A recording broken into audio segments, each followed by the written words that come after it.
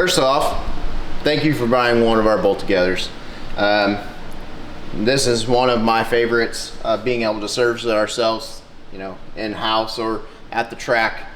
You're gonna absolutely love it. I wanted to show you guys a couple things on taking your converter apart for serviceability. The 4 long bolts that you received in your package, those are screwed into 4 different places evenly throughout the torque converter. Once you get all of your bolts out of here, out of the front, you will evenly screw these down to lift this cover absolutely straight, because there are dowels that keep this cover absolutely perfect. I have had it also to where it only goes on one way. So this dowel has to line up with this spot on the plate. So if you turn it 90 degrees, it might end up to where one of these dowels do not fit in the hole. So just make sure you take a reference mark before you pull this apart, say from this dowel to the gear on the starter ring, just so you can put it back exactly how it went. However, I'm not going to take this one apart with all the bolts out. I wanted to show you what these 4 long bolts are, because you all ask about it.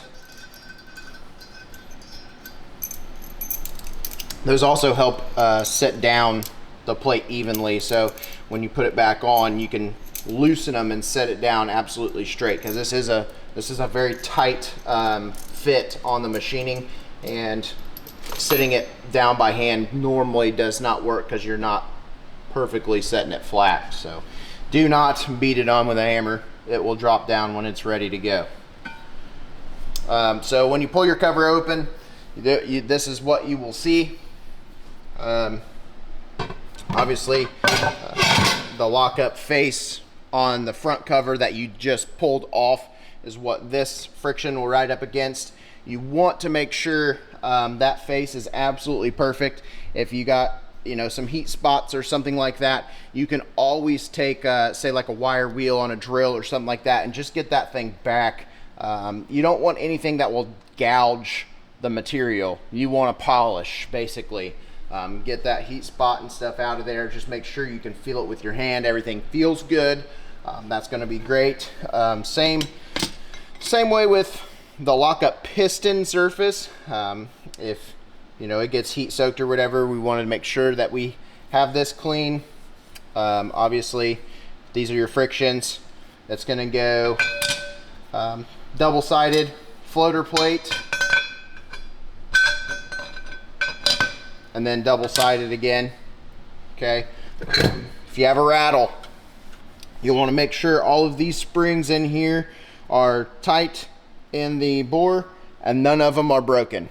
So you if you have like that dual disc manual clutch rattle type thing, that's normally something to do with the springs here, or the teeth are eating into the cover, which we don't have on ours. So you should be fine there. There's a couple seals on this guy. There's always going to be a seal on this outside edge. You want to make sure that's absolutely sealed off. And then there's going to be a seal down deep inside here. You're going to want to make sure that has not got any nicks and cracks and stuff in it for you. And then you're going to get into the bearing. So this is your stator. So if you're trying to restall your converter, this plate faces up. So on a stator, you can have 2 sides. You have the machine side that is non-removable. Then you have the cover side, which is removable. You want to make sure that is facing up towards you. You'll have 2 Torrington bearings. You want to make sure this rolled edge here, see, this is open, this is rolled. You want to make sure it goes down in that groove and spins freely. You can flip these over, I'm almost certain, and it will eat everything up. That is not good. You want this one. So, and it's the same type of deal on the other side. When this bearing goes on, you want that rolled edge, not a sharp edge, going up against the housing. So when you get those on there, that's going to be good. I do have some Sprag stuff in here. They are kind of a pain in the butt. If you over torque the stator, basically, It will cause like a lockup type of failure where you put it in gear and it just stalls the engine. That's this thing being super efficient because it's not spinning when it's spinning when it's not supposed to be. And I would say call us up, get a Stator. They're kind of a pain in the butt to work on. They have to be absolutely perfect or they will not work. So if you have some type of failure like that, make sure you just give us a ring. We have Stator galore over here. So make sure your bearings are in, goes up against this surface, and you just kind of want to make sure everything drops in really nice. Obviously, these are splined onto the turbine hub. Probably pinch my fingers here, but that's okay. You'll want to goop up your seal that's on the outside of this normally. Make sure your seal's in the correct direction, and then it's time to basically stack this all in reverse, and that's how it should look from your side when you're ready to bolt the plate back on the top.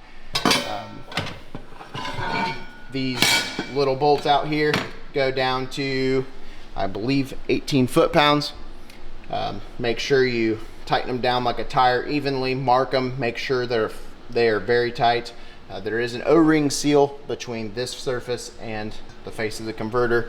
Make sure that's in there, not damaged. Shouldn't have to RTV or anything goofy like that. If you have any issues, always give us a call. We're willing to help you.